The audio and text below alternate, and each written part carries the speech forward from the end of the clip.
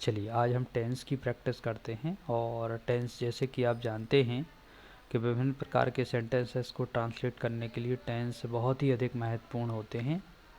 और अगर हम टेंसेस को कहें तो टेंस तीन प्रकार के होते हैं। और वो tense, there are three types of tense. Tense वो तीन प्रकार के कौन से होते हैं? फर्स्ट होता है प्रेजेंट, सेकंड होता है पास्ट और थर्ड होता है फ्यूचर। ये तीन प्रकार के टेंस होते हैं। प्रेजेंट का मतलब जो अभी चल रहा है, वर्तमान काल, उसको प्रेजेंट कहा जाता है। पास्ट मतलब भूतकाल, जो गुजर चुका है समय, उसे भूतकाल कहा जाता है। फ्यूचर मतलब जो आगे आने वाला समय है, उसको फ्यूचर कहा जाता है। तो इस तरीके से अपन समझ सकते हैं कि टेंस तीन प्रकार के होते हैं, प्रेजेंट, पास्ट और future. These tenses are divided into 4 parts। इन सभी टेंसेस को हमने 4 भागों में विभाजित किया हुआ है। और वो 4 भाग कौन कौन से हैं? फर्स्ट है इंडेफिनिट, मीन्स अनिश्चित काल से संबंधित, अर्थात इसमें जो भी सेंटेंसेस आते हैं उनका समय निर्धारित नहीं होता है। दूसरा होता है कंटिन्यूस, जो चल रहा होता है या चल रहा था या चल रहा होगा। थर्ड होता है परफेक्ट, जिसमें काम पूर्ण होना बताया जाता है। और फोर्थ होता है परफेक्ट कंटिन्यूस, जिसमें काम पूर्ण भी हो चुका होता है और काम चल भी रहा होता है। चलिए इनको डिटेल में देखते हैं। तो प्रेजेंट इंडेफिनिट यदि हम देखें तो प्रेजेंट इंडेफिनिट में पहचान क्या होती है? ता है, ती है, ते हैं, इस तरह के वाक्य आते हैं जिनके अंत में ता है, ती है, ते है आता है। जैसे कि वह खाना खाता है, वह ब्रश करता है, इत्यादि। और इसमें सहायक क्रिया कौन सी होती है? Helping verb. H B means helping verb. इसमें सहायक क्रिया कौन सी होती है? डू और डज। अब ये डू डज किसके साथ में कौन सी आती? ही, सी, इट, नेम। और सिंगुलर सब्जेक्ट के साथ में डज सहायक क्रिया का प्रयोग होता है। और यदि साधारण वाक्य होता है तो वहाँ डज का प्रयोग ना होकर के क्रिया का एस या एस फॉर्म प्रयोग किया जाता है। और यदि देखा जाए सब्जेक्ट यदि होते हैं आई, वी, यू, दे, और प्लूरल सब्जेक्ट यदि आते हैं तो इनमें सहायक क्रिया होती है डू। और यदि सिंपल सेंटेंसेस की बात करें तो वहाँ वर्ब का केवल फर्स्ट फॉर्म लगाया जाता है, क्योंकि वहाँ डू का प्रयोग नहीं होता है। प्रेजेंट इंडेफिनिट में डू डज सहायक क्रिया केवल नेगेटिव, इंट्रोगेटिव और इंट्रोगेटिव नेगेटिव प्रकार के वाक्यों में आती है। साधारण वाक्यों में डू और डज का प्रयोग नहीं होता है। चलिए नेक्स्ट देखते हैं present continuous tense. Present continuous tense में पहचान जो होती है वो होती है रहा है, रही है, रहे हैं। इस तरह के वाक्य आते हैं जैसे कि वह जा रहा है, वह खेल रही है, इत्यादि। और इसमें help verb is, are, am आती है। आई के साथ एम का प्रयोग करना होता है। ही, सी, इट, नेम और सिंगुलर सब्जेक्ट जितने भी होंगे उनके साथ इज का प्रयोग करना होता है। और वी, यू, दे और प्लूरल सब्जेक्ट के साथ आर का प्रयोग किया जाता है। और इसमें सभी प्रकार के वाक्यों में सहायक क्रिया का प्रयोग होता है। जैसे कि प्रेजेंट इंडेफिनिट में मैंने बताया था कि केवल सहायक क्रिया का प्रयोग इंट्रोगेटिव और नेगेटिव प्रकार के वाक्यों में होता है, साधारण वाक्यों में सहायक क्रिया का प्रयोग नहीं होता है। लेकिन प्रेजेंट कंटिन्यूअस में सभी प्रकार के वाक्यों में सहायक क्रियाओं का प्रयोग होगा। चलिए नेक्स्ट टेंस देखते हैं। नेक्स्ट टेंस है प्रेजेंट परफेक्ट। प्रेजेंट परफेक्ट में पहचान होती है चुका है, चुकी है, चुके हैं। और इसमें हेल्प वर्ब होती है हैज़ और have. He, she, it, name singular subject के साथ हैज़ का प्रयोग होता है। I, we, you, they plural subject के साथ हैव का प्रयोग होता है। इसमें इस तरह के वाक्य आते हैं जैसे वह पैसे दे चुका है, वह खाना खा चुकी है।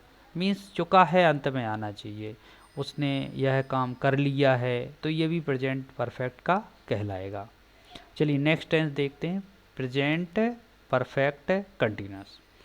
अब प्रेजेंट परफेक्ट कंटिन्यूस को कहा जाए तो ये पूर्ण अवस्था भी बताता है और किसी काम का होना भी बताया जाता है। और इसमें पहचान होती है रहा है, रही है, रहे हैं। और इसमें साथ में से लगाकर समय दिया जाता है। और इसकी सहायक क्रियाएँ हैं हैज़ बीन और have been. He, she, it, name और सिंगुलर सब्जेक्ट जितने भी होंगे उनके साथ हैज़ बीन का प्रयोग होगा। I, we, you, they plural subject जितने भी होंगे उनके साथ हैव बीन का प्रयोग होगा। इसमें जो भी वाक्य आएंगे उनमें से लगाकर समय लगा होना ज़रूरी है। जैसे कि वह 4 बजे से खाना खा रही है, मैं सोमवार से एक पत्र लिख रहा हूँ। इस तरह के वाक्य इसमें प्रयोग किए जाते हैं। चलिए नेक्स्ट टेंस देखते हैं, पास्ट इंडेफिनिट। पास्ट इंडेफिनिट की पहचान होती है ता था, ती थी, ते थे, और इसमें कभी कभी लिया, खाया, गया, पिया इत्यादि प्रकार के वाक्य भी आ जाते हैं। जैसे कि वह सागर गई, उसने खाना खाया, मैंने एक पत्र लिखा इत्यादि प्रकार के वाक्य इसमें आते हैं। और इसमें हेल्पिंग वर्ब डेड होती है जो कि सभी सब्जेक्ट के साथ में आती है, लेकिन यहाँ पर भी कंडीशन है, साधारण वाक्यों में डेड का प्रयोग नहीं होता है, वहाँ वर्ब का सेकंड फॉर्म प्रयोग किया जाता है। तो इस प्रकार से आपने समझ लिया है कि इंग्लिश में केवल 2 टेंस ऐसे होते हैं जिनमें साधारण वाक्यों में सहायक क्रिया का प्रयोग नहीं होता है। वो टेंस कौन से हैं? एक है प्रेजेंट इंडेफिनिट और दूसरा है पास्ट इंडेफिनिट। तो इनको अलग से ध्यान रखिए कि प्रेजेंट इंडेफिनिट और पास्ट इंडेफिनिट के साधारण वाक्यों में हम सहायक क्रियाओं का प्रयोग नहीं करते हैं, और प्रश्नवाचक और नकारात्मक प्रकार के वाक्यों में हम सहायक क्रिया का प्रयोग करते हैं। तो यहाँ डिड का प्रयोग होगा जो कि सभी के साथ में होगा। नेक्स्ट टेंस है हमारा पास्ट कंटिन्यूअस टेंस। इसकी पहचान होती है रहा था, रही थी, रहे थे, और इसमें सहायक क्रियाएँ आती हैं वाज और were. I, he, she, it, name singular subject के साथ वाज का प्रयोग होता है, और we, you, they plural subject जितने भी होंगे उनके साथ वर का प्रयोग होता है। इसमें आने वाले वाक्य कुछ इस प्रकार के होंगे, वह खेल रहा था, मैं समाचार सुन रहा था, वह एक पत्र लिख रही थी इत्यादि प्रकार के वाक्य इसमें प्रयोग किए जाते हैं। चलिए नेक्स्ट टेंस देखते हैं, वो है पास्ट परफेक्ट टेंस। यदि हम पास्ट परफेक्ट टेंस को कहें तो ये पूर्ण अवस्था को बताता है, और इसकी पहचान होती है चुका था, चुकी थी, चुके थे, और इसमें अकेली एक सहायक क्रिया का प्रयोग होता है, वो है हैड। तो सभी सब्जेक्ट के साथ हैड का प्रयोग होता है। चलिए नेक्स्ट टेंस देखते हैं, past perfect continuous. Past perfect continuous की पहचान होती है रहा था, रही थी, रहे थे, और साथ में से लगाकर समय दिया जाता है। ये अलग से ध्यान रखिए, से लगाकर समय दिया जाता है। देखो, समय तो किसी भी टेंस में दिया जा सकता है, लेकिन जब भी हिंदी के वाक्यों में अगर आप से लगाकर समय बोलते हैं तो वो परफेक्ट कंटिन्यूअस में सेंटेंस पहुंच जाता है। जैसे कि आप बोलेंगे वह 4 बजे से खाना खा रहा था, मैं दोपहर से एक कहानी लिख रहा था इत्यादि प्रकार के वाक्य पास्ट परफेक्ट कंटिन्यूअस के कहलाएंगे, और इसमें आने वाली सहायक क्रिया होगी हैड बीन। एक ही सहायक क्रिया, इसलिए सभी सब्जेक्ट के साथ हम हैड बीन का प्रयोग करेंगे। चलिए नेक्स्ट टेंस देखते हैं, वो है फ्यूचर इंडेफिनिट टेंस। आप जानते हैं फ्यूचर टेंस भविष्य की घटनाओं के बारे में बताने के लिए होता है, और फ्यूचर इंडेफिनिट टेंस की पहचान होती है गा, गे, गी, और इसमें हेल्पिंग वर्ब विल और सेल का प्रयोग होता है। आई भी के साथ हम सेल लगाते हैं, और अदर जितने भी सब्जेक्ट्स हैं उन सभी के साथ हम विल का प्रयोग करते हैं।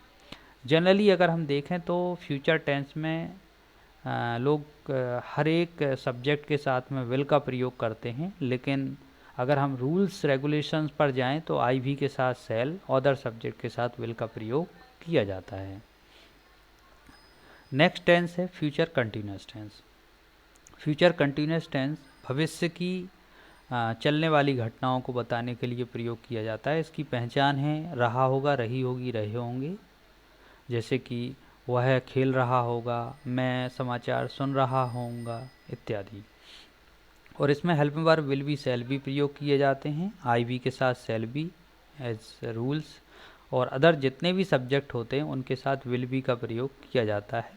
लेकिन जनरली आज हर एक सब्जेक्ट के साथ लोग विल बी का ही प्रयोग करते हैं, सेल बी का जनरली कोई भी प्रयोग नहीं करता है या कम प्रयोग किया जाता है। चलिए नेक्स्ट टेंस देखते हैं, future perfect tense. Future perfect tense जैसे कि आप समझ चुके होंगे कि भविष्य में जो भी पूर्ण हुई घटनाएं हैं या पूर्ण हो चुकी होंगी ऐसी घटनाओं को बताने के लिए प्रयोग किया जाता है, और इसकी पहचान होती है चुका होगा, चुकी होगी, चुके होंगे।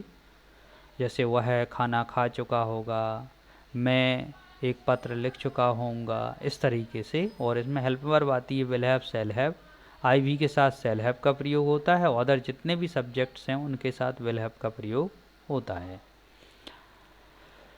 चलिए नेक्स्ट और लास्ट टेंस हम देखते हैं, फ्यूचर परफेक्ट कंटिन्यूस टेंस। तो फ्यूचर परफेक्ट कंटिन्यूस टेंस को अगर हम देखें तो इसकी पहचान होती है रहा होगा, रही होगी, रहे होंगे, और उसमें भी से लगाकर समय दिया जाता है, जैसे कि वह 4 बजे से खाना खा रहा होगा, मैं दोपहर से टीवी देख रहा होऊंगा इत्यादि। और इसमें हेल्प वर्ब आती हैं विल हैव बीन और शैल हैव बीन, और इसमें IV के साथ शैल हैव बीन का प्रयोग करेंगे हम, और अदर जितने भी सब्जेक्ट्स हैं उनके साथ विल हैव बीन का प्रयोग करेंगे। आपको फिर से याद दिलवा दें कि फ्यूचर टेंस में जितने भी सब्जेक्ट्स हैं उनके साथ जनरली लोग विल का प्रयोग करते हैं, ना कि शैल का। तो रूल्स के अनुसार भी आप याद रखें, और जो आज मॉडर्न रूप में लोग प्रयोग करने लगे हैं उसको भी याद रखें, वो भी गलत नहीं माना जाता है। और सबसे ज़्यादा आप 2 टेंस को याद रखें, वो टेंस कौन कौन से हैं, एक है पास्ट इंडेफिनिट, आप पास्ट इंडेफिनिट के बारे में पहले ही बता चुका हूँ, और एक है प्रेजेंट इंडेफिनिट। तो प्रेजेंट इंडेफिनिट क्यों महत्वपूर्ण है, क्योंकि प्रेजेंट इंडेफिनिट और पास्ट इंडेफिनिट दोनों ही ऐसे टेंस हैं जिनके साधारण वाक्यों में सहायक क्रियाएं प्रयोग नहीं होती हैं। प्रेजेंट इंडेफिनिट में साधारण वाक्यों में वर्ब में SIS फॉर्म लगा दिया जाता है, या कुछ सब्जेक्ट के साथ वर्ब का केवल फर्स्ट फॉर्म लगाया जाता है। और पास्ट इंडेफिनिट के सभी साधारण वाक्यों में हम हर एक सब्जेक्ट के साथ वर्ब का सेकंड फॉर्म लगाते हैं। आई होप आपको सभी टेंस अच्छे से समझ में आए होंगे। आप इस वीडियो को बार बार सुनें और सभी पहचान और सहायक क्रियाओं को याद करें, जिससे आप सभी प्रकार के वाक्यों का ट्रांसलेशन कर सकें। जब भी आप हिंदी से इंग्लिश ट्रांसलेशन करते हैं या इंग्लिश से हिंदी ट्रांसलेशन करते हैं, तब आपको इन पहचान या सहायक क्रियाओं की ज़रूरत होती है। Thank you very much. आगे नेक्स्ट वीडियो में हम सेंटेंसेस की ट्रांसलेशन करना सीखेंगे। Thank you very much. और अगर आप इस चैनल पर नए हैं तो इस चैनल को सब्सक्राइब कीजिए, और यदि आप इस चैनल से जुड़े हुए हैं तो आप अपने दोस्तों को शेयर कीजिए, लाइक कीजिए इस वीडियो को, और ज़्यादा से ज़्यादा आप इंग्लिश को सीखने के लिए कोशिश कीजिए और अपने दोस्तों को भी प्रेरित कीजिए, जिससे वो भी इंग्लिश को सीख सकें। Thank you very much.